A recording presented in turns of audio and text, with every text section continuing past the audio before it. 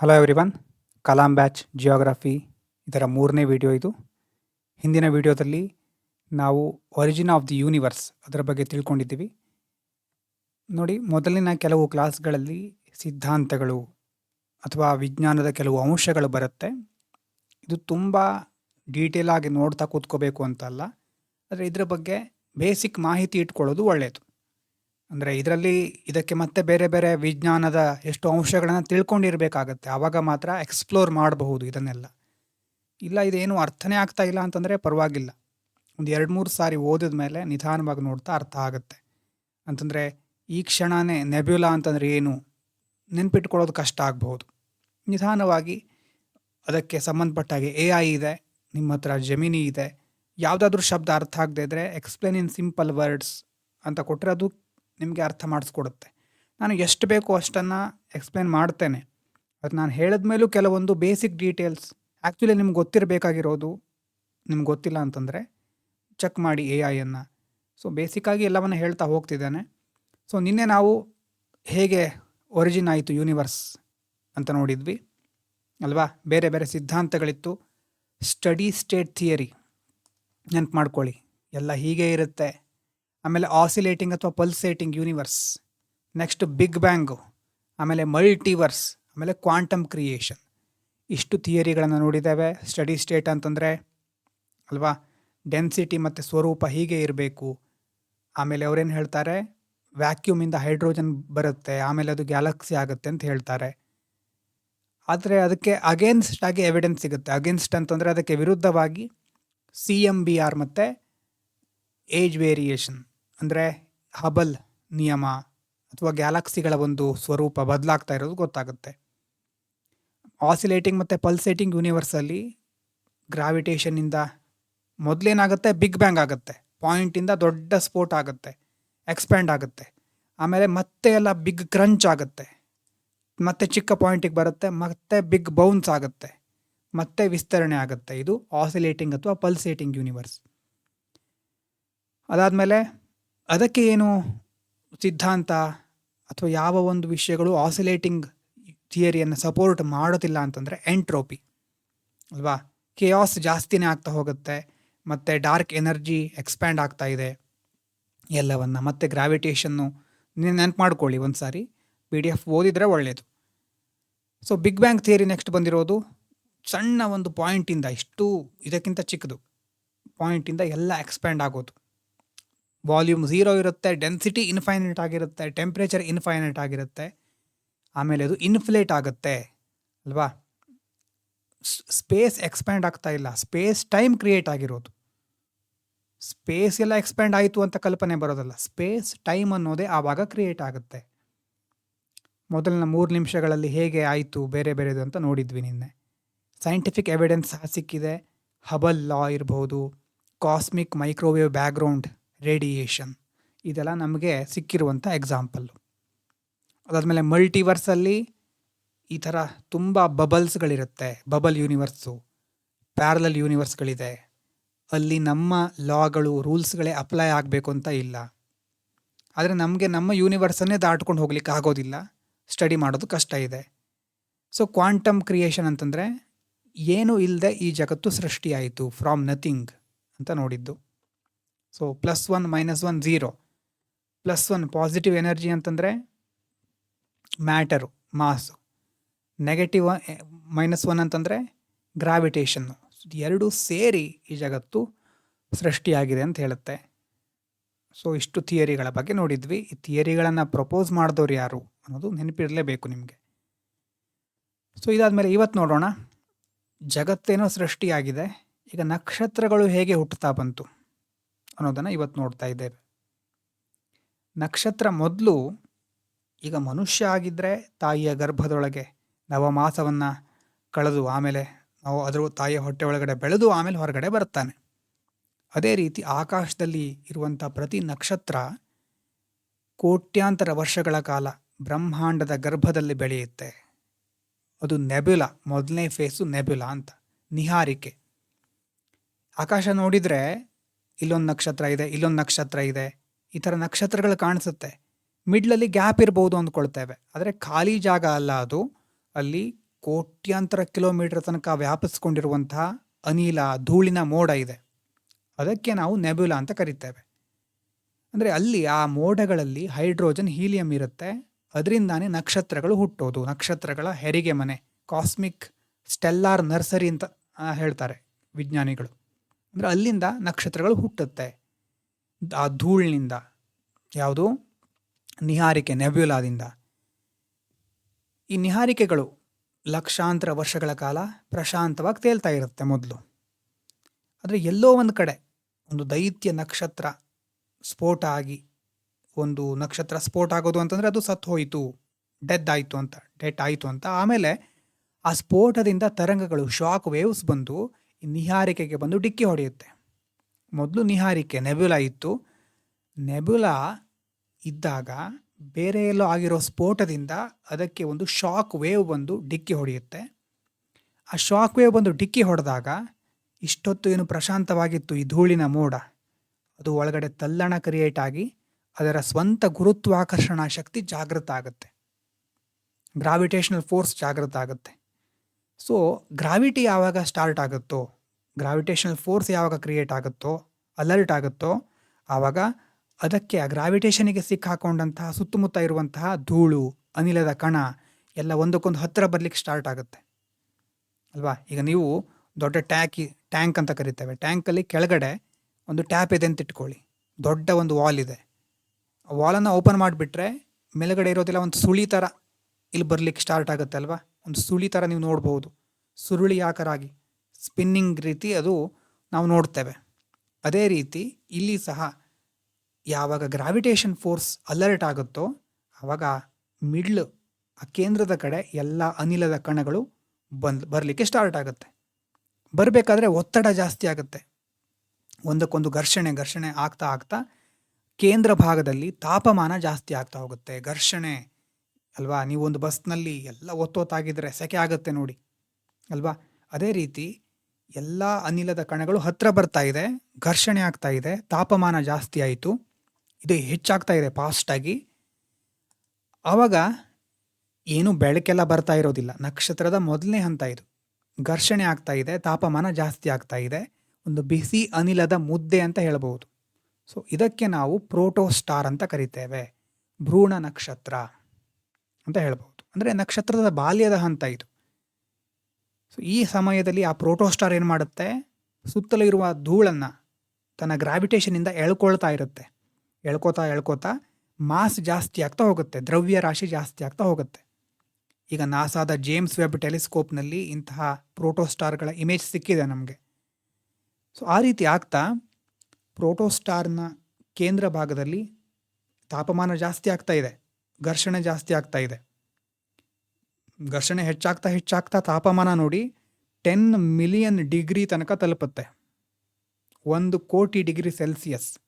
ಯಾವಾಗ ಈ ತಾಪಮಾನ ಇಷ್ಟ ಮಟ್ಟಕ್ಕೆ ಹೋಯ್ತೋ, ಇದನ್ನು ದಾಟುತ್ತೋ, ಆವಾಗ ಇನ್ನೊಂದು ಹೊಸ ಕ್ರಿಯೆಯಲ್ಲಿ ಸ್ಟಾರ್ಟ್ ಆಗುತ್ತೆ. ಅದು ನ್ಯೂಕ್ಲಿಯರ್ ಫ್ಯೂಷನ್, ಪರಮಾಣು ಸಮ್ಮಿಲನ.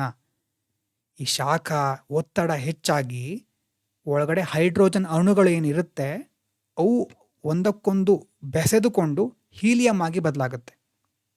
ತುಂಬ ಒತ್ತಡ, ಶಾಖದಿಂದ ಇರುವಂಥ ಹೈಡ್ರೋಜನ್ ಅಣುಗಳು ಸೇರಿಕೊಂಡು ಹೀಲಿಯಂ ಆಗುತ್ತೆ. ಆ ಹೀಲಿಯಂ ಆದ್ಮೇಲಿಂದ ಆ ಒಂದು ಕ್ಷಣದಿಂದ ಆ ಒಂದು ಭ್ರೂಣ ನಕ್ಷತ್ರ ಏನು ಪ್ರೋಟೋಸ್ಟಾರ್ ಅಂತ ಹೇಳಿದ್ವಿ, ಅದರಿಂದ ಬೆಳಕು, ಶಕ್ತಿ ಹೊರಗೆ ಬರುತ್ತೆ. ನ್ಯೂಕ್ಲಿಯರ್ ಫ್ಯೂಷನ್ ಇದು. ನಾವೆಲ್ಲ ಈ ಅಣುಶಕ್ತಿ ಸ್ಥಾವರಗಳಲ್ಲಿ ಅಲ್ಲೆಲ್ಲ ಬಳಸೋದು ನ್ಯೂಕ್ಲಿಯರ್ ಫಿಷನ್, ವಿದಳನ. ಇದು ಸಮ್ಮಿಲನ, ಎರಡೂ ಅಣುಗಳು ಸೇರಿಕೊಂಡು ದೊಡ್ಡ ಪ್ರಮಾಣದ ಶಕ್ತಿ, ಬೆಳಕು ಬರೋದು. ಸೊ ಈಗ ನಕ್ಷತ್ರಕ್ಕೆ ಒಂದು ಬೆಳಕು ಬರ್ತಾ ಇದೆ. ಈಗ ಇದನ್ನು ಮೇನ್ ಸೀಕ್ವೆನ್ಸ್ ಸ್ಟಾರ್ ಅಂತ ಕರಿತೇವೆ. ನಕ್ಷತ್ರ ಅಂತ ನಮಗೆ ಕಾಣೋದು ಇದಾದಮೇಲೆ, ಅಲ್ಲಿ ತನಕ ಅದು ಪ್ರೋಟೋಸ್ಟಾರ್ ಆಗಿರುತ್ತೆ, ಭ್ರೂಣ ಆಗಿರುತ್ತೆ. ನಮ್ಮ ಸೂರ್ಯ ಸಹ ಸುಮಾರು 460 ಕೋಟಿ ವರ್ಷಗಳ ಹಿಂದೆ ಇದೇ ಹಂತವನ್ನು ದಾಟಿಕೊಂಡು ಈಗ ಇದ್ದಾನೆ ನಮ್ಮ ಮುಂದೆ. ಪ್ರೋಟೋಸ್ಟಾರ್ ಆಗಿ ಈಗ ಸೂರ್ಯನಿಂದ ಬೆಳಕು ಬರ್ತಾ ಇದೆ. ಸೂರ್ಯನ ಒಳಗಡೆ ಈ ಒಂದು ಕ್ರಿಯೆ ನಡೀತಾ ಇದೆ, ನ್ಯೂಕ್ಲಿಯರ್ ಫ್ಯೂಷನ್. ಅರ್ಥ ಆಗ್ತಾ ಇದೆಯಾ? ಇದು ಮುಂದೆ ಸೈನ್ಸ್ ಆ್ಯಂಡ್ ಟೆಕ್ನಾಲಜಿಗೂ ಬೇಕು ನಿಮಗೆ.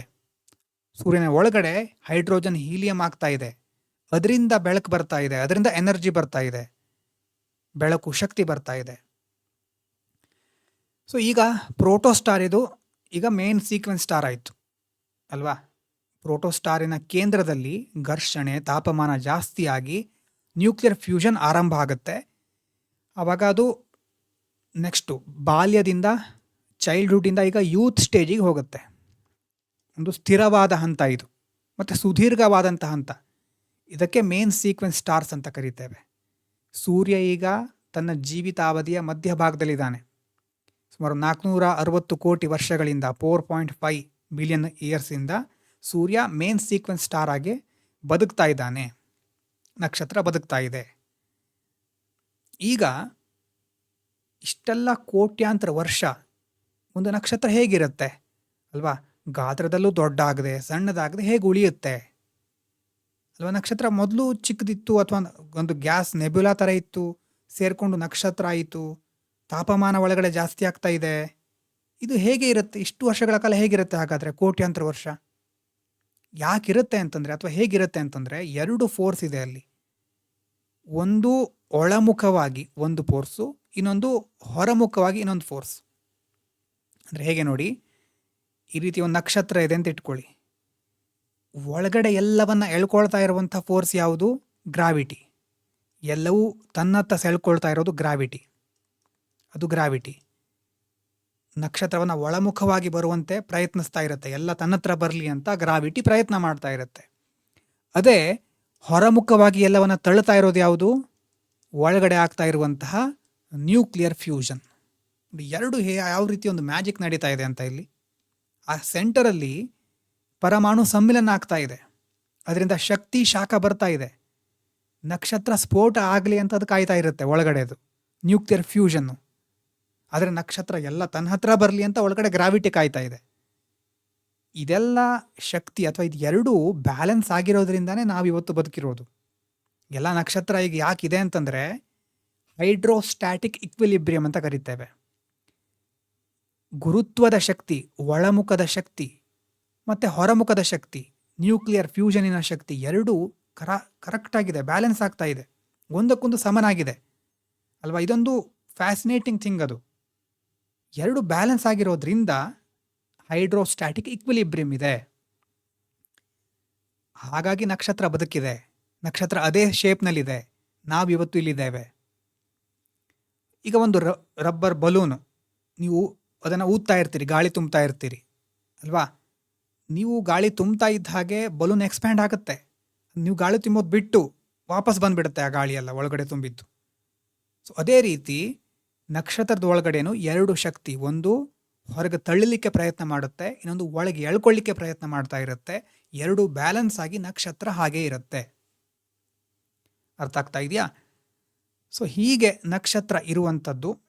ಇನ್ನು ಈ ನಕ್ಷತ್ರ ಮುಂದೇನಾಗಬಹುದು, ಎಷ್ಟು ವರ್ಷ ಹೀಗೆ ಇರಬಹುದು, ಎಷ್ಟು ವರ್ಷ ಬದುಕಿರಬಹುದು ಒಂದು ನಕ್ಷತ್ರ ಅನ್ನೋದು ಡಿಸೈಡ್ ಆಗೋದು ಯಾವಾಗ ಅಂತಂದರೆ, ಅದು ಹುಟ್ಟಬೇಕಾದ್ರೆ ಅದರ ಮಾಸ್ ಎಷ್ಟಿತ್ತು ಅಂತ, ಅದರ ದ್ರವ್ಯರಾಶಿ ಎಷ್ಟಿತ್ತು ಅನ್ನೋದು ಇಂಪಾರ್ಟೆಂಟ್. ಒಂದು ವೇಳೆ ಸಣ್ಣ ನಕ್ಷತ್ರ ಆಗಿದ್ದರೆ, ಮಾಸ್ ಚಿಕ್ಕದಿದ್ದರೆ ಗುರುತ್ವ ಗ್ರಾವಿಟೇಷನ್ ಸಹ ಕಡಿಮೆ ಇರುತ್ತೆ, ಒತ್ತಡ ಕಡಿಮೆ ಇರುತ್ತೆ. ಒತ್ತಡ ಕಡಿಮೆ ಇದ್ದರೆ ಪರಮಾಣು ಸಮ್ಮಿಲನ ಅಲ್ವಾ, ಒತ್ತಡ ಹೆಚ್ಚಾಗಿದ್ರೆ ಮಾತ್ರ ಬೇಗ ಬೇಗ ಸಮ್ಮಿಲನ ಆಗ್ತಾ ಹೋಗುತ್ತೆ. ಫೋರ್ಸು, ಪ್ರೆಷರು, ಟೆಂಪ್ರೇಚರ್ ಜಾಸ್ತಿ ಆಗುತ್ತೆ. ಗ್ರಾವಿಟೇಷನ್ ಒಂದು ಪ್ರೆಷರ್ ಕಡಿಮೆ ಇದ್ದರೆ ಪರಮಾಣು ಸಮ್ಮಿಲನ ನಿಧಾನವಾಗುತ್ತೆ. ಆವಾಗ ತಮ್ಮ ಇಂಧನವನ್ನು ಅತ್ಯಂತ ಮಿತವಾಗಿ ಬಳಸುತ್ತೆ ಆ ಒಂದು ನಕ್ಷತ್ರಗಳು. ಅಂಥ ನಕ್ಷತ್ರಗಳು ಬಿಲಿಯನ್ ಇಯರ್ಸ್ ದೀರ್ಘಾಯುಷಿಯಾಗಿ ಬಾಳುತ್ತೆ.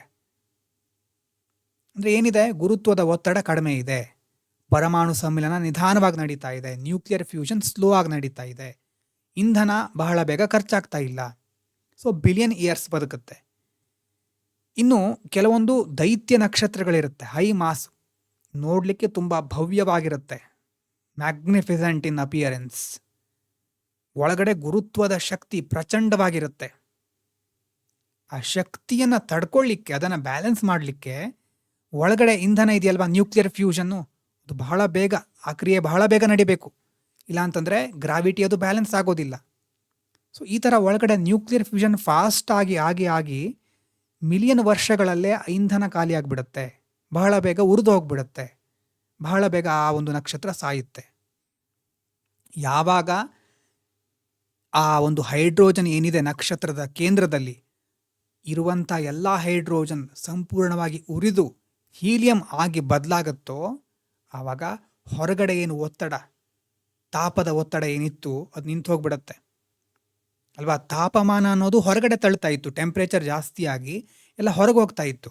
ಗ್ರಾವಿಟಿ ಇರೋದ್ರಿಂದ ಎಲ್ಲ ಹಿಡಿದಿಟ್ಕೊಂಡಿತ್ತು ನಕ್ಷತ್ರ. ಈಗ ಒಳಗಡೆ ಇರುವಂಥ ಹೈಡ್ರೋಜನ್ನು ಉರಿದು ಖಾಲಿಯಾಗಿ ಹೀಲಿಯಂ ಆಗಿ ಬದಲಾಗಿದೆ. ಆವಾಗ ಹೊರಗಡೆ ತಳ್ತಾ ಇರುವಂಥ ಫೋರ್ಸ್ ಇಲ್ಲ. ಈಗ ಇರೋದು ಯಾವುದು? ಗುರುತ್ವ, ಗ್ರಾವಿಟಿ ಮಾತ್ರ. ಗ್ರಾವಿಟಿ ಪವರ್ ಏನಂತ ಗೊತ್ತಿದೆ, ಹೇಳ್ಕೊಳ್ಳೋದು ಅಲ್ವಾ. ಆವಾಗ ಹೈಡ್ರೋಸ್ಟ್ಯಾಟಿಕ್ ಇಕ್ವಿಲಿಬ್ರಿಯಂ ಅಂತ ಏನು ಬಂದಿತ್ತು ಮೊದಲು, ಆ ಫೋರ್ಸ್ ಮುರಿದು ಬೀಳುತ್ತೆ. ಈಗ ನಕ್ಷತ್ರದ ಕೊನೆಯ ದಿನಗಳು ಶುರುವಾಯಿತು ಅಂತ ಹೇಳ್ಬೋದು, ಸಾವಿನ ಹಂತ ಶುರುವಾಯಿತು ಅಂತ. ಸೊ ನಕ್ಷತ್ರ ತನ್ನ ಮೇನ್ ಸೀಕ್ವೆನ್ಸಲ್ಲಿ ಯೌವನದ ಹಂತದಲ್ಲಿ ಕೋಟ್ಯಾಂತರ ವರ್ಷಗಳ ಕಾಲ ಹೈಡ್ರೋಜನನ್ನು ಉರಿಸ್ತಾ ಇರುತ್ತೆ. ಅದಕ್ಕೆ ಹೈಡ್ರೋಸ್ಟ್ಯಾಟಿಕ್ ಇಕ್ವಿಲಿಬ್ರಿಯಂ ಫೇಸ್ ಇಂಪಾರ್ಟೆಂಟ್. ಆದರೆ ಇಂಧನ ಖಾಲಿ ಆಗಲೇಬೇಕು ಒಂದಲ್ಲ ಒಂದಿನ. ಯಾವಾಗ ಹೈಡ್ರೋಜನ್ ಮುಗಿಯುತ್ತೋ ಆವಾಗ ಮುಪ್ಪಿನ ಕಾಲ ಶುರುವಾಗುತ್ತೆ. ಆ ಹಂತವನ್ನು ರೆಡ್ ಜೈಂಟ್ ಅಂತ ಕರಿತೇವೆ, ಕೆಂಪು ದೈತ್ಯ ನಕ್ಷತ್ರ ಅಂತ ಹೇಳ್ಬೋದು. ಅಂದರೆ ಏನಾಗುತ್ತೆ ಇಲ್ಲಿ ನೋಡಿ, ಹೈಡ್ರೋಜನ್ ಖಾಲಿಯಾದ ತಕ್ಷಣ ಹೊರಗಿನ ಒಂದು ಪರಮಾಣು ಸಮ್ಮಿಲನದ ತಾಪದ ಒತ್ತಡ, ಥರ್ಮಲ್ ಪ್ರೆಷರ್ ನಿಂತು ಹೋಗುತ್ತೆ, ಗುರುತ್ವಾಕರ್ಷಣೆ ಜಾಸ್ತಿ ಆಗ್ತಾ ಹೋಗುತ್ತೆ, ಈಗಾಗಲೇ ಹೇಳಿದೆ. ಸೊ ಈಗ ನಕ್ಷತ್ರದ ಕೇಂದ್ರ ಭಾಗದಲ್ಲಿ ಗುರುತ್ವಾಕರ್ಷಣೆ ಜಾಸ್ತಿ ಇದೆ. ಸೊ ತೂಕ ಹೆಚ್ಚಾಗ್ತಾ ಇದೆ, ಎಲ್ಲ ಎಳ್ಕೊಳ್ತಾ ತೂಕ ಹೆಚ್ಚಾಗ್ತಾ ಇದೆ. ನಕ್ಷತ್ರ ತನ್ನ ತೂಕವನ್ನೇ ತಾಳಲಾರದೆ ಒಳಮುಖವಾಗಿ ಕುಸಿಲಿಕ್ಕೆ ಪ್ರಾರಂಭಿಸುತ್ತೆ, ಕೊಲ್ಯಾಪ್ಸ್ ಆಗುತ್ತೆ. ಸೊ ಕೇಂದ್ರ ಎಷ್ಟು ಕುಸಿಯುತ್ತೋ ಅದೇ ರೀತಿ ಎಷ್ಟು ಕುಸಿತಾ ಹೋಗುತ್ತೋ ಅಲ್ಲಿ ಒತ್ತಡ ಮತ್ತು ತಾಪಮಾನ ಮತ್ತೆ ಹೆಚ್ಚಾಗ್ತಾ ಹೋಗುತ್ತೆ. ಈ ಥರ ಕುಸಿತಾ ಇರಬೇಕಾದ್ರೆ, ಕೇಂದ್ರ ಒಳಮುಖವಾಗಿ ಕುಸಿತಾ ಇರಬೇಕಾದ್ರೆ ಹೊರಗಿನ ಪದರ, ನಕ್ಷತ್ರದ ಹೊರಗಿನ ಶೆಲ್ನಲ್ಲಿ ಸ್ವಲ್ಪ ಹೈಡ್ರೋಜನ್ ಬಾಕಿ ಇರುತ್ತೆ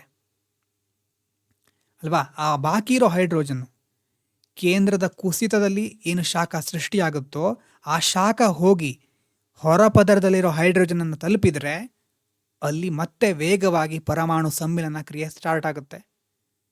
ಬಿಸಿ ಜಾಸ್ತಿ ಆಗ್ತಾ ಇದ್ದ ಹಾಗೆ, ಟೆಂಪ್ರೇಚರ್ ಜಾಸ್ತಿ ಆಗ್ತಾ ಇದ್ದ ಹಾಗೆ ಹೈಡ್ರೋಜನ್ ಸೇರಿ ಸೇರಿ ಸೇರಿ ಹೀಲಿಯಂ ಆಗುತ್ತೆ.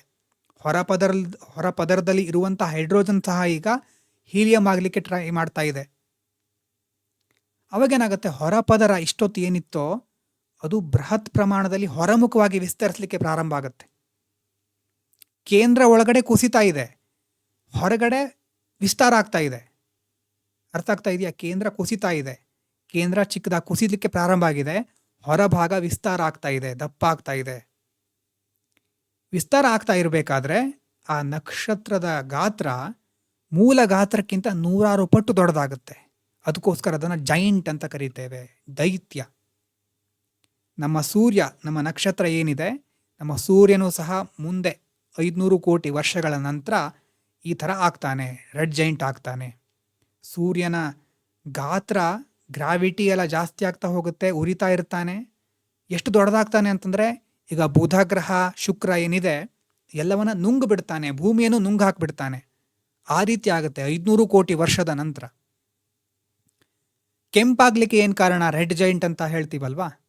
ಕೆಂಪು ಯಾಕಾಗುತ್ತೆ ಅಂತಂದರೆ ನಕ್ಷತ್ರದ ಶಕ್ತಿ, ನಕ್ಷತ್ರದ ಏನು ಎನರ್ಜಿ ಇದೆ ಈಗ ವಿಶಾಲ ಜಾಗಕ್ಕೆ ಹರಡ್ತಾ ಇದೆ, ದೊಡ್ಡದಾಗ್ತಾ ಇದೆ ಅಲ್ವಾ. ಈಗ ಟೆಂಪ್ರೇಚರು ಸಣ್ಣ ವಸ್ತುವಿಗೆ ಇದ್ದರೆ ಜಾಸ್ತಿ ಇರುತ್ತೆ, ನೀವು ಅದನ್ನು ಎಕ್ಸ್ಪ್ಯಾಂಡ್ ಮಾಡಿದರೆ ಅದು ಕೂಲ್ ಆಗ್ತಾ ಬರುತ್ತೆ. ಈಗ ನಕ್ಷತ್ರದಲ್ಲೂ ಹಾಗೆ ಆಗ್ತಾ ಇದೆ, ದೊಡ್ಡ ಜಾಗಕ್ಕೆ ಹರಡ್ತಾ ಇದೆ. ಆವಾಗ ಟೆಂಪ್ರೇಚರು ಮೊದಲಿಗಿಂತ ಕಡಿಮೆ ಆಗುತ್ತೆ, ತಂಪಾಗುತ್ತೆ. ವಿಜ್ಞಾನದ ಪ್ರಕಾರ ಶಾಖ ಜಾಸ್ತಿ ಇದ್ದರೆ ಅದು ನೀಲಿ ಅಥವಾ ಬಿಳಿ ಬಣ್ಣದಲ್ಲಿ ಉರಿತಾ ಇರುತ್ತೆ. ಸೂರ್ಯನನ್ನು ನೋಡಿ, ಕಣ್ಣಿಂದ ನೋಡೋದಲ್ಲ, ಬರಿಗಣ್ಣಿಂದ ನೋಡಬೇಡಿ, ಸೂರ್ಯನ ಇಮೇಜನ್ನು ನೋಡಿ. ಅತಿಯಾದ ಶಾಖ ಇದ್ದಾಗ ನೀಲಿ ಅಥವಾ ಬಿಳಿ ಬಣ್ಣ ಇರುತ್ತೆ, ಶಾಖ ಕಡಿಮೆ ಆಗ್ತಾ ಇದ್ದ ಹಾಗೆ ಅದು ಕೆಂಪು ಬಣ್ಣಕ್ಕೆ ತಿರುಗುತ್ತೆ. ಅಲ್ಟ್ರಾ ವೈಲೆಟ್ ರೇಸ್ ಅಂತ ಹೇಳ್ತೀವಲ್ವಾ, ನೆನಪು ಮಾಡ್ಕೊಳ್ಳಿ. ಈಗ ಸೂರ್ಯನಿಂದ ಅಲ್ಟ್ರಾ ವೈಲೆಟ್ ನೀಲಿ ಯಾವ ಸ್ಟೇಜ್ನಲ್ಲಿರಬಹುದು ಸೂರ್ಯ ಅಲ್ವಾ. ಶಾಖ ಕಡಿಮೆ ಆದರೆ ಕೆಂಪು ಬಣ್ಣಕ್ಕೆ ಬರುತ್ತೆ. ಸೊ ನಕ್ಷತ್ರ ಎಕ್ಸ್ಪ್ಯಾಂಡ್ ಆಗ್ತಾ ಇದೆ, ಎಕ್ಸ್ಪ್ಯಾಂಡ್ ಆಗ್ತಾ ಇದ್ದಾಗೆ ಶಾಖ ಎಲ್ಲ ತಂಪಾಗ್ತಾ ಬರುತ್ತೆ, ಇಷ್ಟೊತ್ತು ಬಿಳಿ ನೀಲಿ ಇರೋದು ಈಗ ಕೆಂಪು ಆಗ್ತಾ ಬರುತ್ತೆ. ಈಗ ಹೈಡ್ರೋಜನ್ ಎಲ್ಲ ಏನಾಯಿತು, ಹೀಲಿಯಂ ಆಯಿತು. ಹೈಡ್ರೋಜನ್ ಇರೋದು ಹೀಲಿಯಂ ಆಯಿತು.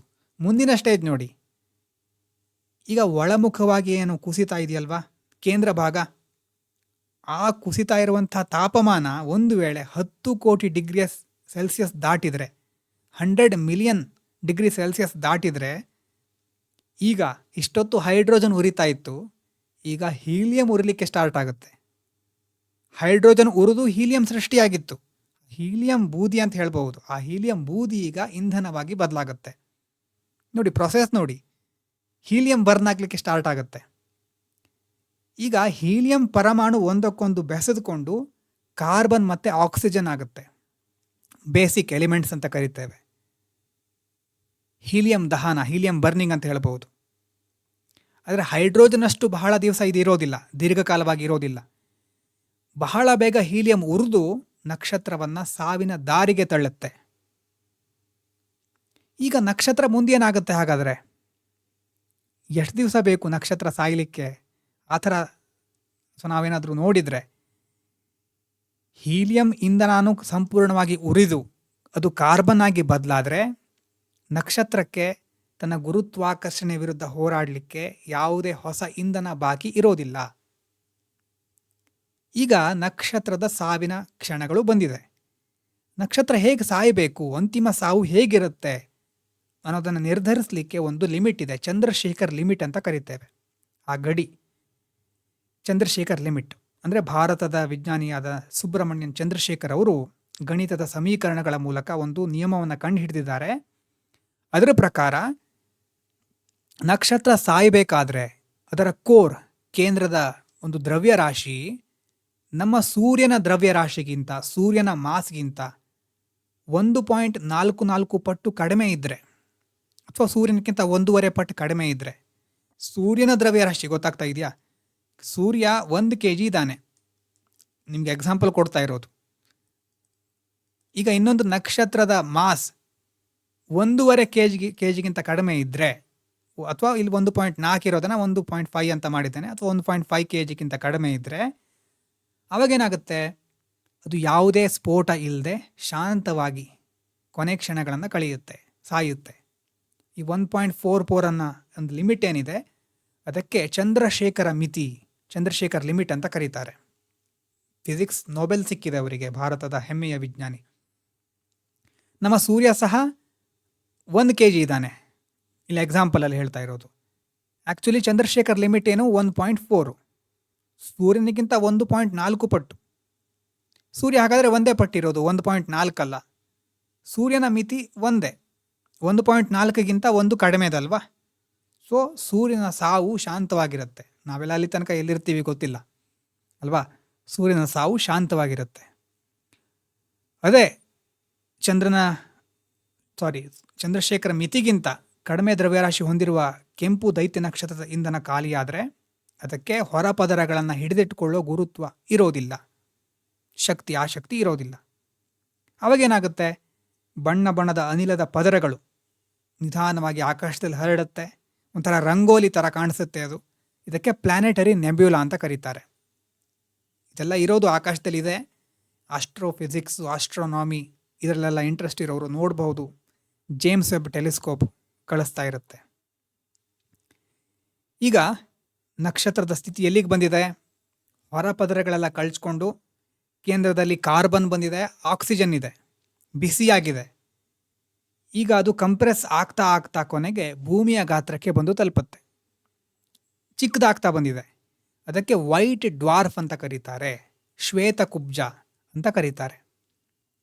ಶ್ವೇತಕುಬ್ಜ ಅಂತ ಚಿಕ್ಕದು ಅಂತ ನಮ್ಗನ್ಸಬಹುದು, ಆದರೆ ಸಾಂದ್ರತೆ, ಡೆನ್ಸಿಟಿಯ ಸೂತ್ರ kg/m³. 1 ಮೀಟರ್ನಲ್ಲಿ 1 ಮೀಟರ್ ಉದ್ದ, 1 ಮೀಟರ್ ಅಗಲ, 1 ಮೀಟರ್ ಎತ್ತರ ಇರುವಂಥ ಒಂದು ಪಾತ್ರೆಯಲ್ಲಿ ಎಷ್ಟು kg ಹಿಡಿಯುತ್ತೆ? kg/m³. ಆ ರೀತಿ ಡೆನ್ಸಿಟಿಯ ಫಾರ್ಮುಲಾ, ಸಾಂದ್ರತೆ ಅಂದರೆ ಅದು. ಸೊ ಈಗ ನಮ್ಮ ಭೂಮಿಯಷ್ಟೇ ಗಾತ್ರ ಇದೆ, ಆದರೆ ಸಾಂದ್ರತೆ ಜಾಸ್ತಿ ಇದೆ. ಅಂದರೆ ಅದರ ಅರ್ಥ ಏನು? ಶ್ವೇತಕುಬ್ಜ ನಕ್ಷತ್ರದ ಮೇಲಿರುವ ಒಂದು ಸಣ್ಣ ಚಮಚ ಯಾವುದಾದ್ರೂ ವಸ್ತುವನ್ನು ಭೂಮಿಗೆ ತಂದರೆ ಅದರ ತೂಕ ಆನೆ ಅಥವಾ ದೊಡ್ಡ ಲಾರಿಯಷ್ಟಿರುತ್ತೆ. ಸಾಂದ್ರತೆ ಅಂದರೆ ಅದು. ತೂಕ ಬೇರೆ, ಸಾಂದ್ರತೆ ಬೇರೆ. ಅದರ ತೂಕ ಜಾಸ್ತಿ ಇರುತ್ತೆ, ಯಾಕಂದರೆ ಸಾಂದ್ರತೆ ಜಾಸ್ತಿ ಇದೆ. ಹಾಗಾಗಿ ಅದರಲ್ಲಿ ಪರಮಾಣು ಸಮ್ಮಿಲನ ಕ್ರಿಯೆ ನಡೀತಾ ಇರೋದಿಲ್ಲ. ಇಷ್ಟು ದಿನ ಏನು ಆಗಿರುತ್ತೋ ಹಳೆಯ ಶಾಖದಿಂದಾನೇ ಬಿಳಿ ಬಣ್ಣದಲ್ಲಿ ಮಸುಕಾಗಿ ಬೆಳಗ್ತಾ ಇರುತ್ತೆ. ಅದಕ್ಕೆ ವೈಟ್ ಡ್ವಾರ್ಫ್ ಅಂತ ಕರೀತೇವೆ. ಇಲ್ಲೊಂದು ಪ್ರಮುಖವಾದ ತತ್ವ ಬರುತ್ತೆ ಅಲ್ವಾ. ಈಗ ಇಂಧನನೇ ಇಲ್ಲದೆ ಇರುವಂಥ ಶ್ವೇತಕುಬ್ಜ ನಕ್ಷತ್ರ ತನ್ನದೇ ಗುರುತ್ವಾಕರ್ಷಣಾ ಶಕ್ತಿ ಇದೆ ಅದಕ್ಕೆ ಸಿಕ್ಕಾಕೊಂಡು ಯಾಕೆ ಕೊಲ್ಯಾಪ್ಸ್ ಆಗೋದಿಲ್ಲ, ಯಾಕೆ ನುಚ್ಚು ನೂರಾಗೋದಿಲ್ಲ, ಹೇಗೆ ಸ್ಥಿರವಾಗಿ ಉಳಿಯುತ್ತೆ ಅದು? ಅದಕ್ಕೆ ಹೇಳೋದು ಎಲೆಕ್ಟ್ರಾನ್ ಡಿಜೆನರಸಿ ಅಂತ. ಅಂದರೆ ನಕ್ಷತ್ರ ಭೂಮಿಯ ಗಾತ್ರಕ್ಕೆ ಕುಗ್ಗಿದೆ. ಈಗ ಪರಮಾಣುಗಳು, ಎಲೆಕ್ಟ್ರಾನ್ಗಳು ಹತ್ತಿರ ಬರ್ತಾ ಇವೆ. ಕ್ವಾಂಟಮ್ ವಿಜ್ಞಾನದಲ್ಲಿ ಪಾಲಿಸ್ ಎಕ್ಸ್ಕ್ಲೂಷನ್ ಪ್ರಿನ್ಸಿಪಲ್ ಅಂತ ಬರುತ್ತೆ. ಅದರ ಪ್ರಕಾರ 2 ಎಲೆಕ್ಟ್ರಾನ್ಗಳು ಒಂದೇ ಜಾಗದಲ್ಲಿ ಇರಲಿಕ್ಕೆ ಸಾಧ್ಯ ಇಲ್ಲ. ಹಾಗಾಗಿ ಈ ಎಲೆಕ್ಟ್ರಾನ್ಗಳೇನು ಮಾಡುತ್ತೆ, ಗುರುತ್ವದ ವಿರುದ್ಧವಾಗಿ ಹೊರಮುಖವಾಗಿ ಒಂದು ಒತ್ತಡವನ್ನು ಸೃಷ್ಟಿ ಮಾಡುತ್ತೆ. ಎಲೆಕ್ಟ್ರಾನ್ಗಳ ನಡುವಿನ ಒತ್ತಡದಿಂದಾಗಿ ಶ್ವೇತಕುಬ್ಜ ನಕ್ಷತ್ರ ಮತ್ತೆ ಕುಸಿಯೋದಿಲ್ಲ. ಆ ಒಂದು ಎಲೆಕ್ಟ್ರಾನ್ ಒತ್ತಡ ಅದನ್ನು ತಡೆಯುತ್ತೆ. ಆ ಕಾಲಕ್ರಮೇಣ ನಿಧಾನ ಆದಮೇಲೆ ಶತಕೋಟಿ ವರ್ಷಗಳ ನಂತರ ಶ್ವೇತಕುಬ್ಜ ಅನ್ನೋದು ಕತ್ತಲೆಯಲ್ಲಿ ಲೀನವಾಗುತ್ತೆ. ಆವಾಗ ಅದನ್ನು ಕಪ್ಪು ಕುಬ್ಜ, ಬ್ಲ್ಯಾಕ್ ಡ್ವಾರ್ಫ್ ಅಂತ ಕರೀತಾರೆ. ಅರ್ಥ ಆಗ್ತಾ ಇದೆಯಾ? ಇದೆಲ್ಲ ಯಾವ ನಕ್ಷತ್ರದ ಒಂದು ಸ್ಥಿತಿ? ಸೂರ್ಯನಂತಹ 1.4 ಲಿಮಿಟ್ ಕಡಿಮೆ ಇರುವಂತಹ, ಅದಕ್ಕಿಂತ ಕಡಿಮೆ ಇರುವ ನಕ್ಷತ್ರಗಳ ಅಂತ್ಯ. ಕೆಲವೊಂದು ದೈತ್ಯ ನಕ್ಷತ್ರಗಳಿರುತ್ತೆ ನೋಡಿ. ಚಂದ್ರಶೇಖರ್ ಮಿತಿಗಿಂತ ದೊಡ್ಡದಿದ್ರೆ ನಕ್ಷತ್ರದ ದ್ರವ್ಯರಾಶಿ, ಆವಾಗ ಅದರ ಒಂದು ಅಂತ್ಯ ಶ್ವೇತಕುಬ್ಜ, ಆಮೇಲೆ ಮೇಲ್ಗಡೆ ಹೇಳಿದಾಗೆ ಬ್ಲ್ಯಾಕ್ ಡ್ವಾರ್ಫ್, ಕಪ್ಪು ಕುಬ್ಜ. ಈ ರೀತಿ ಶಾಂತವಾಗಿರೋದಿಲ್ಲ.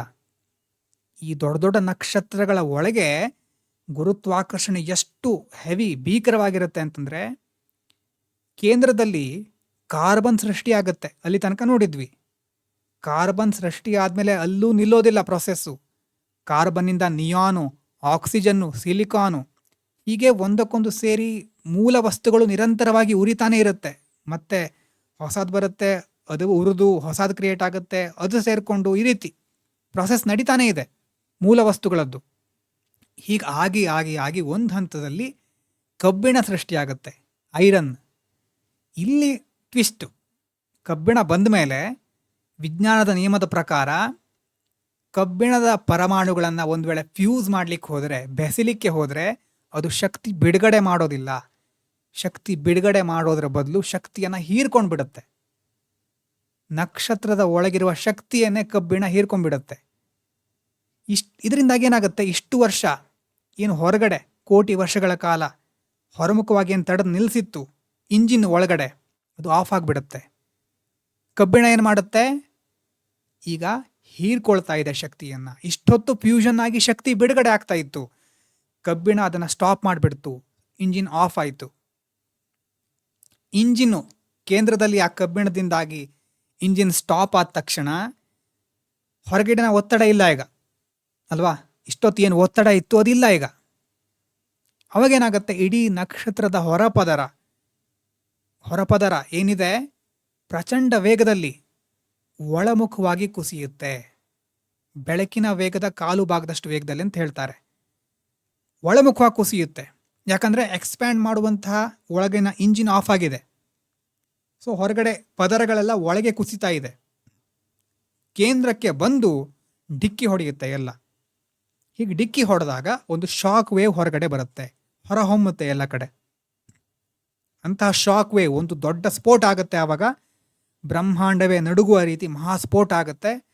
ಅದಕ್ಕೆ ವಿಜ್ಞಾನ ಲೋಕ ಸೂಪರ್ ನೋವಾ ಅಂತ ಕರೀತೇವೆ. ವಿಜ್ಞಾನ ಲೋಕ ಏನಂತ ಕರೆಯುತ್ತೆ, ಸೂಪರ್ ನೋವಾ. ಸ್ಫೋಟ ಎಷ್ಟು ಪ್ರಖರವಾಗಿರುತ್ತೆ ಅಂತಂದರೆ, ಇಡೀ ಗ್ಯಾಲಕ್ಸಿಯಿಂದ ಎಷ್ಟು ಬೆಳಕು ಬರುತ್ತೋ ಆ ಒಟ್ಟು ಬೆಳಕನ್ನು ಈ ಒಂದೇ ಒಂದು ನಕ್ಷತ್ರದ ಸ್ಫೋಟ ಅಷ್ಟು ಬೆಳಕನ್ನು ಸೂಸುತ್ತೆ. ನಕ್ಷತ್ರದ ಸ್ಫೋಟದಿಂದಾಗಿ ಆವತ್ತು ಹೊಮ್ಮಿದಂತಹ ಎಷ್ಟೋ ಕಣಗಳು ಸೇರಿಕೊಂಡು ಭೂಮಿಯನ್ನು, ನಮ್ಮನ್ನು, ನಮ್ಮ ದೇಹದಲ್ಲಿ ಭೂಮಿಯಲ್ಲಿರುವ ಮೂಲ ವಸ್ತುಗಳನ್ನು ರಚನೆ ಮಾಡಿದ್ದಾವೆ. ನಮ್ಮ ಕೈಲಿರೋ ಅಥವಾ ನಮ್ಮ ಹತ್ರ ಇರೋ ಪ್ಲಾಟಿನಮ್ಮು, ಚಿನ್ನ, ಎಲ್ಲ ಮೊಬೈಲ್ನಲ್ಲಿ ಬಳಸುವಂತಹ ಮೂಲ ವಸ್ತುಗಳು. ಈ ಮೂಲ ವಸ್ತುಗಳು ಕ್ರಿಯೇಟ್ ಆಗಿರೋದು, ಜನ್ಮ ತಾಳಿದ್ದು ಯಾವಾಗ, ಎಷ್ಟೋ ಕೋಟ್ಯಾಂತರ ವರ್ಷಗಳ ಹಿಂದೆ ಇಂತಹ ಸೂಪರ್ನೋವಾ ಸ್ಫೋಟ ಆದಾಗ ನೋಡಿ, ನಾವೆಲ್ಲ ಪಾರ್ಟ್ ಆಫ್ ಸ್ಟಾರ್ ಡಸ್ಟ್, ನಕ್ಷತ್ರದ ಒಂದು ಭಾಗ ನಾವು, ಬ್ರಹ್ಮಾಂಡದ ಒಂದು ಅದ್ಭುತವಾದ ಭಾಗ ನಾವು.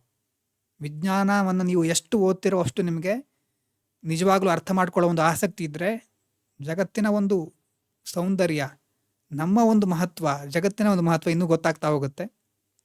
ನಾವೆಲ್ಲ ಆ ನಕ್ಷತ್ರ ಸ್ಫೋಟ ಆದಾಗ ಮೂಲ ವಸ್ತುಗಳೇನು ಕ್ರಿಯೇಟ್ ಆಗಿದೆ ಅದರಿಂದನೇ ನಾವು ಜನಿಸಿದ್ದು, ಮಹಾಸ್ಫೋಟದ ಒಂದು ಭಾಗ. ಸೊ ಸೂಪರ್ನೋವಾ ಸ್ಫೋಟದ ನಂತರ ಹೊರಗಿನ ಪದರಗಳೆಲ್ಲ ಬಾಹ್ಯಾಕಾಶದಲ್ಲಿ ಹಾರು ಹೋಗುತ್ತೆ. ಆದರೆ ಕೇಂದ್ರದಲ್ಲಿ, ಸೆಂಟ್ರ್ನಲ್ಲಿ ಒತ್ತಡ ಇರುತ್ತೆ. ಆ ಪ್ರಚಂಡ ಒತ್ತಡ ಎಷ್ಟಿರುತ್ತೆ ಅಂತಂದರೆ ಅಲ್ಲಿದ್ದಂಥ ಪ್ರೋಟಾನು, ಎಲೆಕ್ಟ್ರಾನು ಸೇರಿಕೊಂಡು ನ್ಯೂಟ್ರಾನ್ ಆಗುತ್ತೆ. ಇದು ವಿಜ್ಞಾನದಲ್ಲಿ ಬರುವಂಥದ್ದು, ಸೈನ್ಸಲ್ಲಿ ನೋಡೋಣ ಮುಂದೆ. ನ್ಯೂಟ್ರಾನ್ ಆಗುತ್ತೆ, ಅದಕ್ಕೆ ನ್ಯೂಟ್ರಾನ್ ಸ್ಟಾರ್ ಅಂತ ಕರೀತಾರೆ. ನ್ಯೂಟ್ರಾನ್ ಸ್ಟಾರಿನ ಡೆನ್ಸಿಟಿ ಸಹ ಜಾಸ್ತಿ ಇರುತ್ತೆ. ಇಡೀ ಸೂರ್ಯನ ದ್ರವ್ಯರಾಶಿಯನ್ನು ಒಂದು ಸಣ್ಣ ನಗರಕ್ಕೆ ಕುಗ್ಗಿಸಿದರೆ ಆವಾಗ ಸಾಂದ್ರತೆ ಬರುತ್ತಲ್ವ ಅಷ್ಟು. ಅಂದರೆ ನ್ಯೂಟ್ರಾನ್ ನಕ್ಷತ್ರದಿಂದ ಒಂದು ಸಣ್ಣ ಚಮಚದಷ್ಟು ಒಂದು ವಸ್ತುವನ್ನು ಭೂಮಿಗೆ ತಂದರೆ ಅದರ ಒಂದು ತೂಕ ಎವರೆಸ್ಟ್ ಪರ್ವತದ ತೂಕಕ್ಕಿಂತಲೂ ಜಾಸ್ತಿ, ಆ ಲೆವೆಲ್ಲಿಗೆ ಸಾಂದ್ರತೆ. ಈಗ ಶ್ವೇತಕುಬ್ಜ ನಕ್ಷತ್ರವನ್ನು ಎಲೆಕ್ಟ್ರಾನ್ಗಳು ಕಾಪಾಡುತ್ತೆ ಅಲ್ವಾ, ಕ್ವಾಂಟಮ್ ಥಿಯರಿ. ನ್ಯೂಟ್ರಾನ್ ನಕ್ಷತ್ರವನ್ನು ನ್ಯೂಟ್ರಾನ್ ಡಿಜೆನರೆಸಿ ಒತ್ತಡ ಅದು ಕಾಪಾಡುತ್ತೆ. ಸೊ ಪರಮಾಣುಗಳು ಸಂಪೂರ್ಣ ನಾಶವಾಗಿ ಕೊನೆಗೆ ನ್ಯೂಟ್ರಾನ್ಗಳು ಮಾತ್ರ ಗೋಡೆ ರೀತಿ ನಿಲ್ಲುತ್ತೆ. ಇವು ಗುರುತ್ವದ ವಿರುದ್ಧ ಸ್ಥಿರತೆಯನ್ನು ಸಾಧಿಸುತ್ತೆ.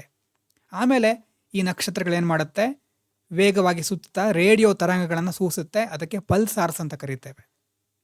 ಸೊ ನ್ಯೂಟ್ರಾನ್ ಡಿಜೆನರೆಸಿ ಒತ್ತಡ ಅಲ್ಲಿ ಇದೆ.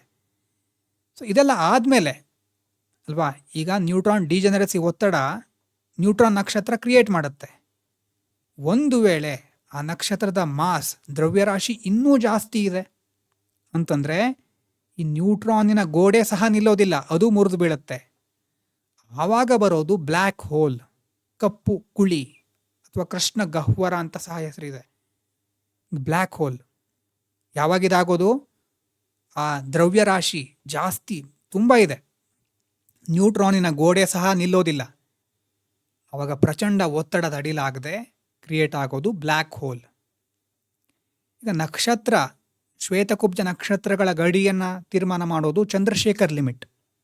ಅದೇ ನ್ಯೂಟ್ರಾನ್ ನಕ್ಷತ್ರಗಳ ಗಡಿ ತೀರ್ಮಾನ ಮಾಡೋದು ಓಪನ್ ಹೇಮರ್ ವೋಲ್ಕಾಫ್ ಲಿಮಿಟ್ ಅಂತ ಇದೆ. ರಾಬರ್ಟ್ ಓಪನ್ ಹೇಮರ್, ಜಾರ್ಜ್ ವೋಲ್ಕಾಫ್ ಅನ್ನೋರು ಈ ನಿಯಮವನ್ನು ರೂಪಿಸ್ತಾರೆ. ಅಂದರೆ ಇದರ ಪ್ರಕಾರ ಸೂಪರ್ನೋವಾ ಸ್ಫೋಟ ಆದಮೇಲೆ ಅದರ ನಂತರ ನಕ್ಷತ್ರ ಉಳಿಯುತ್ತಲ್ವ, ಆ ನಕ್ಷತ್ರದ ಕೋರ್, ಕೇಂದ್ರ, ಆ ಕೇಂದ್ರದ ತಿರುಳಿನ ಒಂದು ದ್ರವ್ಯರಾಶಿ ಸೂರ್ಯನ ದ್ರವ್ಯರಾಶಿಗಿಂತ 2-3 ಪಟ್ಟು ಜಾಸ್ತಿ ಇದ್ದರೆ ಆವಾಗ ನ್ಯೂಟ್ರಾನ್ ಒತ್ತಡನೂ ಅದನ್ನು ತಡಿಲಿಕ್ಕೆ ಆಗೋದಿಲ್ಲ. ಎಷ್ಟು ಪಟ್ಟು ಇರಬೇಕು, ಸೂರ್ಯನ ದ್ರವ್ಯರಾಶಿಗಿಂತ 2-3 ಪಟ್ಟು ಜಾಸ್ತಿ ಇರಬೇಕು.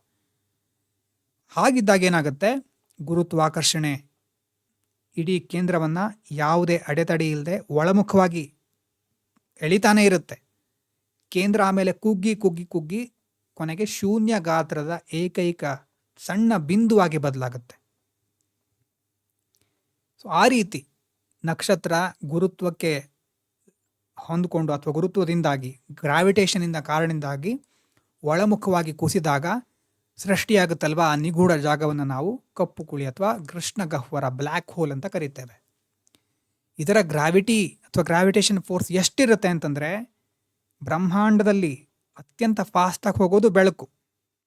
ಆ ಬೆಳಕಿನ ಕಿರಣ ಸಹ ಇದರಿಂದ ತಪ್ಪಿಸ್ಕೊಳ್ಳಿಕ್ಕೆ ಸಾಧ್ಯ ಇಲ್ಲ. ಅಂದರೆ ಆ ಒಂದು ಸಿಂಗ್ಯುಲಾರಿಟಿ ಪಾಯಿಂಟ್ ಹಿಂದೆ ಸಹ ಬಂದಿತ್ತು ಈ ಒಂದು ಅಂಶ. ಸೊ ಇಡೀ ನಕ್ಷತ್ರದ ಸಮಸ್ತ ದ್ರವ್ಯರಾಶಿ ಆ ಒಂದು ಬಿಂದುವಿನಲ್ಲಿ ಅಡಗಿರುತ್ತೆ. ನಾವು ಇವತ್ತು ಓದುವಂತಹ ಯಾವುದೇ ಫಿಸಿಕ್ಸ್ ಲಾಗಳು ಇಲ್ಲಿ ಅಪ್ಲೈ ಆಗೋದಿಲ್ಲ, ಕಂಪ್ಲೀಟ್ಲಿ ಡಿಫ್ರೆಂಟ್. ಮತ್ತು ಈ ರೀತಿ ಆ ಬ್ಲ್ಯಾಕ್ ಹೋಲ್ನ ಸುತ್ತ ಒಂದು ಪಾಯಿಂಟ್ ಆಫ್ ನೋ ರಿಟರ್ನ್ ಅಂತ ಕರೀತಾರೆ. ಅಂದರೆ ಅದರ ದಾಟಿದರೆ ಯಾವುದು ವಾಪಸ್ ಬರೋದಿಲ್ಲ. ಆ ಗಡಿ ಹೊರಗಡೆ ಇರೋ ತನಕನೂ ಕಣ ಅಥವಾ ಬೆಳಕು ಸುರಕ್ಷಿತವಾಗಿರುತ್ತೆ. ಗಡಿ ದಾಟಿಬಿಟ್ರೆ ಅದು ಆ ಕಪ್ಪು ಕುಳಿ ಅಥವಾ ಆ ಒಂದು ಬ್ಲ್ಯಾಕ್ ಹೋಲಿನ ಗರ್ಭದ ಒಳಗೆ ಶಾಶ್ವತವಾಗಿ ಲೀನ ಆಗಿಬಿಡುತ್ತೆ, ಮತ್ತೆ ವಾಪಸ್ ಬರ್ಲಿಕ್ಕೆ ಆಗೋದಿಲ್ಲ. ಒಂದು ವೇಳೆ ಮನುಷ್ಯ ಅಥವಾ ಯಾವುದೇ ವಸ್ತು ಬ್ಲ್ಯಾಕ್ ಹೋಲ್ ಹತ್ರ ಹೋದರೆ ಏನಾಗುತ್ತೆ ಅಂತ ಕೇಳಿದ್ರೆ ಸ್ಪ್ಯಾಗೆಟಿ ಅಂತ ಕರೀತಾರೆ, ಸ್ಪ್ಯಾಗೆಟಿಫಿಕೇಶನ್. ನೂಡಲ್ಸ್ ಅಂತ ಗೊತ್ತಿದೆ ಅಲ್ವಾ, ನೂಡಲ್ಸಿಗೆ ಸ್ಪ್ಯಾಗೆಟಿ ಅಂತ ಸಹ ಹೇಳ್ತಾರೆ. ಗ್ರಾವಿಟೇಷನ್ ಜಾಸ್ತಿ ಇರೋದ್ರಿಂದ ಈಗ ಯಾವುದೇ ವಸ್ತು ಮನುಷ್ಯ ಬ್ಲ್ಯಾಕ್ ಹೋಲ್ ಹತ್ರ ಹೋದರೆ ನೂಡಲ್ಸ್ ಥರ ಅದು ಎಳೆದು ಬಿಡುತ್ತೆ. ನೂಡಲ್ಸ್ ಹೇಗೆ ನಾವು ತಿಂತೇವೋ ಆ ರೀತಿ ನಾವು ತಿನ್ನೋ ಥರನೇ ಆ ಗ್ರಾವಿಟಿ ಅದನ್ನು ಎಳ್ಕೊಂಡ್ಬಿಡುತ್ತೆ, ಉದ್ದವಾಗಿ ಎಳೆದು ಸೀಳು ಬಿಡುತ್ತೆ ಅಂತ ಹೇಳ್ತಾರೆ. ಈಗ ಅಲ್ಲಿ ಬೆಳಕನ್ನೇ ಅದು ಹೊರಗೆ ಬಿಡೋದಿಲ್ಲ ಅಂತಂದಮೇಲೆ ವಿಜ್ಞಾನಿಗಳು ಅದನ್ನು ಹೇಗೆ ಪತ್ತೆ ಹಚ್ತಾರೆ ಅಲ್ವಾ ಅನ್ನೋದೊಂದು ಪ್ರಶ್ನೆ. ಈಗ ಆ ಬ್ಲ್ಯಾಕ್ ಹೋಲ್ ಸುತ್ತ ಇರುವಂಥ ನಕ್ಷತ್ರ ಏನಾಗ್ತಾ ಇರುತ್ತೆ, ಯಾವುದೇ ಕಾರಣ ಇಲ್ಲದೆ ಆ ಒಂದು ಶೂನ್ಯ ಜಾಗದ ಸುತ್ತ ಸುತ್ತಾ ಇರುತ್ತೆ. ನಮಗೆ ಬೇರೆದೇನು ಕಾಣಿಸೋದಿಲ್ಲ, ಬ್ಲ್ಯಾಕ್ ಹೋಲ್ನಲ್ಲಿ ಮತ್ತೇನು ಕಾಣಿಸೋದಿಲ್ಲ. ಆದರೆ ಗ್ರಾವಿಟಿ ಜಾಸ್ತಿ ಇರೋದ್ರಿಂದ ಸುತ್ತಮುತ್ತ ಬೇರೆ ನಕ್ಷತ್ರಗಳು ಅದರ ಸುತ್ತ ಸುತ್ತಾ ಇರುತ್ತೆ. ಸೊ ಇದರ ಬೇರೆ ನಕ್ಷತ್ರಗಳ ಉಪಸ್ಥಿತಿಯನ್ನು ನೋಡಿ ಪತ್ತೆ ಹಚ್ತಾರೆ. ಎರಡು ಬ್ಲ್ಯಾಕ್ ಹೋಲ್ಗಳು ಒಂದು ವೇಳೆ ಡಿಕ್ಕಿ ಹೊಡೆದ್ರೆ ಕಂಪನಗಳು ಕ್ರಿಯೇಟ್ ಆಗುತ್ತೆ, ಗ್ರಾವಿಟೇಷನಲ್ ವೇವ್ಸ್ಗಳು ಬರುತ್ತೆ. ಸೊ ಇದು ಸೈನ್ಸಿನ ಮಾರ್ವೆಲ್ಸ್. ವಿಜ್ಞಾನದಲ್ಲಿ ಆಸಕ್ತಿ ಇರೋರು ಓದಬಹುದು. ವರ್ಲ್ಡ್ ಸೈನ್ಸ್ ಫೆಸ್ಟಿವಲ್ ಅಂತ ಒಂದು ಚಾನಲ್ ಇದೆ, ಅದ್ಭುತವಾದಂಥ ವಿಷಯಗಳು. ಇದನ್ನು ನಾವು ಎಕ್ಸ್ಪ್ಲೇನ್ ಮಾಡ್ತಾ ಹೋದರೆ ಅಥವಾ ಎಕ್ಸ್ಪ್ಲೋರ್ ಮಾಡ್ತಾ ಹೋದರೆ ನಾವು ಬಹಳ ವಿಷಯಗಳನ್ನು ಅಂದರೆ ಆಸಕ್ತಿ ಇದ್ದರೆ ತಿಳ್ಕೊಬಹುದು. ಇಲ್ಲಿ ಅದೆಲ್ಲ ಬೇಕಾಗಲ್ಲ ಮುಂದೆ. ಸೊ ಈ ರೀತಿ ಎರಡು ಬ್ಲ್ಯಾಕ್ ಹೋಲ್ಸ್ ಡಿಕ್ಕಿ ಆದಾಗ ಆವಾಗ ಕಂಪನ ಗ್ರಾವಿಟೇಷನ್ ಅಲೆಗಳು ಕ್ರಿಯೇಟ್ ಆಗುತ್ತೆ. ಅದನ್ನು ಭೂಮಿ ಮೇಲಿರೋ ಲೀಗೋ ಪ್ರಯೋಗಾಲಯಗಳು ಪತ್ತೆ ಹಚ್ತವೆ. ಮತ್ತು ಬೇರೆ ಬೇರೆ ದೂರದರ್ಶಕಗಳನ್ನು ಒಗ್ಗೂಡಿಸಿ ಸ್ಯಾಗಟೇರಿಯಸ್ ಅನ್ನುವಂಥ ಒಂದು ಬ್ಲ್ಯಾಕ್ ಹೋಲಿನ ಸುತ್ತ ಉರಿತಾ ಇರುವಂತಹ ಚಿತ್ರವನ್ನು ಅಥವಾ ಇವೆಂಟ್ ಹಾರಿಝಾನ್ ಚಿತ್ರವನ್ನು ಈಗಾಗಲೇ ಬೇರೆ ಬೇರೆ ಟೆಲಿಸ್ಕೋಪನ್ನು ಉಪಯೋಗಿಸ್ಕೊಂಡು ವಿಜ್ಞಾನಿಗಳು ತೆಗೆದಿದ್ದಾರೆ. ಸೊ ಹೀಗಾಗಿ ಬ್ಲ್ಯಾಕ್ ಹೋಲ್ ಅನ್ನೋದ್ರ ಬಗ್ಗೆ ಒಂದು ನಮಗೆ event horizon telescope, gravitational waves, ನಕ್ಷತ್ರಗಳ ಚಲನೆ ಇದರಿಂದ ಗೊತ್ತಾಗುತ್ತೆ. ಒಂದು ಸಾರಿ ಇಮೇಜಸ್ ನೋಡಿ. Stellar life cycle. ಮೊದಲು ಕಾಸ್ಮಿಕ್ ವಾಂಬ್, ನೆಬ್ಯುಲಾದಲ್ಲಿ ಹೈಡ್ರೋಜನ್ ಹೀಲಿಯಂ ಮಾತ್ರ ಇರುತ್ತೆ. ಇದು ಹೇಗೆ ಏನಾದರೂ ಕ್ರಿಯೇಟ್ ಮಾಡುತ್ತೆ ಅಂತಂದರೆ ಎಲ್ಲೋ ಸೂಪರ್ನೋವಾ ಆಗಿರೋದಂತ ಅದರಿಂದ ಬಂದಿರುವಂಥ ಶಾಕ್ ವೇವು ಇಲ್ಲಿ ಗ್ರಾವಿಟೇಷನ್ ಕೊಲ್ಯಾಪ್ಸ್ ಆಗೋ ಥರ ಮಾಡುತ್ತೆ. ಆ ಕೊಲ್ಯಾಪ್ಸ್ ಆದಾಗ ಗ್ರಾವಿಟಿ ಒಳಗಡೆ ಎಳ್ಕೊಳ್ಳುತ್ತೆ. ಒಳಗಡೆ ಎಳ್ಕೊಂಡು ಹೀಟು ಪ್ರೆಷರ್ ಕ್ರಿಯೇಟ್ ಆಗುತ್ತೆ. ಆವಾಗ ಫ್ರಿಕ್ಷನ್ ಜಾಸ್ತಿ ಆಗ್ತಾ ಹೋಗುತ್ತೆ. ಪ್ರೋಟೋಸ್ಟಾರ್ ಕ್ರಿಯೇಟ್ ಆಗುತ್ತೆ. ಪ್ರೋಟೋಸ್ಟಾರ್ ಆದಮೇಲೆ ಅದು ಗೊತ್ತಿದೆ ನಿಮಗೆ ಅಲ್ವಾ, ತುಂಬ ತಾಪಮಾನ ಜಾಸ್ತಿ ಆದಮೇಲೆ ಹೈಡ್ರೋಜನ್ ಸೇರಿಕೊಂಡು ಹೀಲಿಯಂ ಬರುತ್ತೆ. ಎನರ್ಜಿ ಜಾಸ್ತಿ ಕ್ರಿಯೇಟ್ ಆಗುತ್ತೆ. ಈಗ ನಮ್ಮ ಸೂರ್ಯ ಇರೋದು ಅಲ್ವಾ, ಮೇನ್ ಸೀಕ್ವೆನ್ಸ್ ಅಂತ ಕರಿತೇವೆ. ಇಲ್ಲಿ ಮುಖ್ಯವಾಗಿ ನಾವು ನೋಡೋದು ಎರಡು ಶಕ್ತಿ, inward gravity mass, outward thermal pressure. Inward gravity ಎಳ್ಕೊಳ್ತಾ ಇರುತ್ತೆ, ಔಟ್ವರ್ಡ್ ತಳ್ತಾ ಇರೋದು ಥರ್ಮಲ್ ಪ್ರೆಷರ್, ನ್ಯೂಕ್ಲಿಯರ್ ಫ್ಯೂಷನ್. ಎರಡು ಬ್ಯಾಲೆನ್ಸ್ ಆಗ್ತಾ ಇದೆ. ಹೈಡ್ರೋಸ್ಟ್ಯಾಟಿಕ್ ಇಕ್ವಿಲಿಬ್ರಿಯಂ ಅಂತ ಕರಿತೇವೆ ಅದಕ್ಕೆ. ಮತ್ತು ಫ್ಯೂಯಲ್ ಯಾವ ಥರ ಇದೆ, ಲೋ ಇದ್ದರೆ, ಒಂದು ವೇಳೆ ಲೋ ಗ್ರಾವಿಟಿ ಸ್ಲೋ ಆಗಿದ್ದರೆ, ಸೂರ್ಯನಂತಹ ವಿಷಯ ಗೊತ್ತಿದೆ ಅಲ್ವಾ, ಮಾಸ್ ಜಾಸ್ತಿ ಇದ್ದರೆ ಬೇರೆ, ಮಾಸ್ ಕಡಿಮೆ ಇದ್ದರೆ ಬೇರೆ. ಮಾಸ್ ಕಡಿಮೆ ಇದೆ, ಲೋ ಮಾಸ್ ಇದೆ ಅಂತಂದರೆ ನಿಧಾನವಾಗಿ ಎಲ್ಲ ಬರ್ನ್ ಆಗ್ತಾ ಇರುತ್ತೆ. ಮಾಸ್ ಜಾಸ್ತಿ ಇದೆ ನಕ್ಷತ್ರದ್ದು ಅಂತಂದರೆ ಗ್ರಾವಿಟಿ ಕ್ರಶ್ ಆಗುತ್ತೆ, ಎಕ್ಸಾಷನ್ ಜಾಸ್ತಿ ಆಗುತ್ತೆ. ಇದಾದಮೇಲೆ ರೆಡ್ ಜೈಂಟ್ ಅಲ್ವಾ, ಹೈಡ್ರೋಜನ್ ಡಿಪ್ಲೀಟ್ ಆಗುತ್ತೆ. ರೆಡ್ ಜೈಂಟ್ ನೆನ್ಪು ಮಾಡ್ಕೊಳ್ಳಿ. ರೆಡ್ ಜೈಂಟ್ ಆದಮೇಲೆ ವೈಟ್ ಡ್ವಾರ್ಫ್ ಆಗಬಹುದು ಅಥವಾ ಸೂಪರ್ನೋವಾ ಆಗಬಹುದು. ವೈಟ್ ಡ್ವಾರ್ಫ್ ಆಗಿ ಆಮೇಲೆ ಬ್ಲ್ಯಾಕ್ ಡ್ವಾರ್ಫ್ ಆದರೆ ಅದು ಶಾಂತಿಯುತವಾಗಿ ಸಾವನ್ನಪ್ಪದ ಹಾಗೆ. ಚಂದ್ರಶೇಖರ್ ಲಿಮಿಟ್ ಅಂತ ಬಂದಿದೆ ಇಲ್ಲಿ, 1.44 ಸೋಲಾರ್ ಮಾಸ್. ಸೊ ಅದಾದಮೇಲೆ ಸೂಪರ್ನೋವಾಕ್ಕೆ ಸಂಬಂಧಪಟ್ಟ ಹಾಗೆ ಐರನ್, ಕಬ್ಬಿಣದ ಗುಣ ಅಲ್ವಾ, ಬಹಳ ವಿಚಿತ್ರ ಮತ್ತು ವಿಶಿಷ್ಟ. ಆಮೇಲೆ ನ್ಯೂಟ್ರಾನ್ ಸ್ಟಾರ್, ಅಲ್ಲಿ ಎಲೆಕ್ಟ್ರಾನು, ಇಲ್ಲಿ ನ್ಯೂಟ್ರಾನು. ಆಮೇಲೆ ಮಾಸ್ ಯಾವ ಥರ ಇದೆ ಅನ್ನೋದ್ರ ಮೇಲೆ ಇದೆಲ್ಲ ಡಿಸೈಡ್ ಆಗೋದು. ಕೊನೆಗೆ ಬರೋದು ಬ್ಲ್ಯಾಕ್ ಹೋಲ್. ಬ್ಲ್ಯಾಕ್ ಹೋಲ್ ಈ ರೀತಿ ಇರುತ್ತೆ ಅನ್ನೋದು ವಿಜ್ಞಾನಿಗಳ ಒಂದು ಚಿತ್ರಣ ಬೇರೆ ಬೇರೆ ಟೆಲಿಸ್ಕೋಪ್ಗಳಿಂದ. ನೋಡಿ ಇಲ್ಲಿ ಮಿಡ್ಲಲ್ಲಿ ಕಾಣಿಸ್ತಾ ಇದೆಯಾ, ನೋಡಿ ಇಲ್ಲಿ ಈ ಪಾಯಿಂಟು ಇದು ಸಿಂಗ್ಯುಲಾರಿಟಿ, 0 ವಾಲ್ಯೂಮ್. ಫಿಸಿಕ್ಸ್ ಎಲ್ಲ ಬ್ರೇಕ್ ಆಗಿಬಿಡುತ್ತೆ ಇಲ್ಲಿ. ಫಿಸಿಕ್ಸ್ ಲಾಗಳು ಅಪ್ಲೈ ಆಗೋದಿಲ್ಲ. ಹೊರಗಡೆ ಇದು ಇವೆಂಟ್ ಹಾರೈಸನ್. ಇದನ್ನು ದಾಟಿದ ಮೇಲೆ ಮತ್ತೆ ನೀವು ವಾಪಸ್ ಬರಲಿಕ್ಕೆ ಆಗೋದಿಲ್ಲ. ಇಂಟರ್ಸ್ಟೆಲ್ಲರ್ ಅಂತ ಒಂದು ಫಿಲ್ಮ್ ಇದೆ ನೋಡಿ, ಸಾಧ್ಯವಾದಾಗ ನೋಡಿ. ಇಂಟರ್ಸ್ಟೆಲ್ಲರ್ ಅಂತ ಅದ್ಭುತವಾದ ಪಿಕ್ಚರ್. ಇಂಥ ಸೈಂಟಿಫಿಕ್ ಫಿಲ್ಮ್ಗಳನ್ನು ನೋಡಿದಾಗ ಆಗುವ ಆನಂದ ಬೇರೆ. ಸಾಧ್ಯವಾದಾಗ ನೋಡಿ. ಇದು ಸ್ಪ್ಯಾಗೆಟಿಫಿಕೇಷನ್ ಅಂದರೆ ಯಾರಾದರೂ ಹತ್ತಿರ ಹೋದರೆ ನೂಡಲ್ಸ್ ಥರ ಅದು ತಿಂದುಬಿಡುತ್ತೆ. ಸೊ ನಮಗದು ಕಾಣಿಸೋದಿಲ್ಲ ಆ್ಯಕ್ಚುಲಿ. ಆದರೆ ನಾವು ಯಾವುದರಿಂದ ಅದನ್ನು ಗುರುತಿಸಿದ್ದೇವೆ ಅಂತಂದರೆ ಸ್ಪೇಸ್ ಟೈಮ್ನಲ್ಲಿ ಆಗುವಂತಹ ಗ್ರಾವಿಟೇಷನ್ ವೇವ್ಸ್ಗಳಿಂದ, ಅಥವಾ ಅದು ಕೊಲ್ಯಾಪ್ಸ್ ಆದಾಗ ಆಗುವಂಥ ಗ್ರಾವಿಟೇಷನಲ್ ರಿಪಲ್ಸ್, ಅದಾದಮೇಲೆ ಬೇರೆ ಬೇರೆ ಟೆಲಿಸ್ಕೋಪ್ಗಳಿಂದ ತೆಗೆದಂತಹ ಇಮೇಜಸ್, ಈ ರೀತಿ. ಮತ್ತು ನಕ್ಷತ್ರಗಳು ಸುತ್ತಾ ಇರುತ್ತೆ. ಸೊ ಇಷ್ಟು ನಕ್ಷತ್ರಗಳ ಬಗ್ಗೆ ನಾವು ತಿಳ್ಕೊಂಡಿರೋದು. ಎಷ್ಟು ಅರ್ಥ ಆಗಿದೆ ಬಿಟ್ಟಿದೆ ನನಗೆ ಗೊತ್ತಿಲ್ಲ, ಆದರೂ ನನ್ನ ಕೈಲಿ ಆದಷ್ಟು ತಿಳಿಸ್ಲಿಕ್ಕೆ ಪ್ರಯತ್ನ ಮಾಡಿದ್ದೇನೆ. ತುಂಬ ವಿಷಯಗಳಿದೆ. ಸೈನ್ಸು ಅನ್ನೋದೇ ಹಾಗೆ, ಅದು ಜಿಯೋಗ್ರಫಿ ಇರಬಹುದು, ಯಾವುದೇ ಇರಬಹುದು. ನಮಗೆ ತಿಳ್ಕೊಳ್ಳುವಂಥ ಕುತೂಹಲ ಬೇಕು. ಸಮಯ ಹೆಚ್ಚಿದ್ರೆ ಇನ್ನಷ್ಟು ಎಕ್ಸ್ಪ್ಲೇನ್ ಮಾಡಬಹುದಿತ್ತು, ನೀವು ಆಸಕ್ತರಾಗಿದ್ದರೆ. ಆದರೆ UPSCಗೆ ಇಷ್ಟು ಸಾಕು.